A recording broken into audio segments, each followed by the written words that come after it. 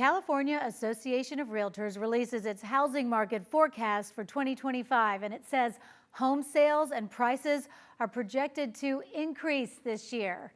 Here to talk with us more about the housing market in San Diego and what it could look like this year is Matt Battiata with Battiata Real Estate Group. Matt, thanks so much for joining us. Thanks for having me. Okay, so let's talk about, the report cited interest rates.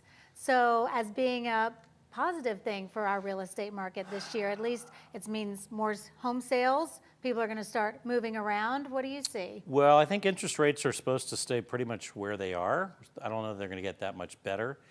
The big issue we have in San Diego, is per usual, is low inventory and affordability. The median price is still just under $1 million. And at current interest rates, a buyer has to make about $250,000 a year and have almost no debt to be able to afford a median priced home. So that's difficult. Yeah, so then that doesn't sound good, what you just said. It doesn't. This report says that there's going to be more Well, maybe home rates sales. will go down. Well, home sales should go up. I think the reason for that is because you got to remember we're on now a 13-year uptick in our market in San Diego. We usually do 6 or 7 year cycles of up and down. So this, because of COVID, got extended. We were due for a correction in 2020, but then we had COVID, the Fed dropped interest rates. So now here we are in 2025, and we've been on an uptick since 2012, so that's 13 years. So I think some people are going to, the issue is being a lot of people have low interest rates, and so they don't want to move. So I think now some people are going to probably take, cash in. And I'll tell you an interesting statistic. Since the pandemic, almost 100% of the sellers that I've represented, which is a lot of sellers, have been selling and leaving San Diego. And conversely, the overwhelming majority of buyers are coming from outside of San Diego. So other states and also Northern California. It's interesting.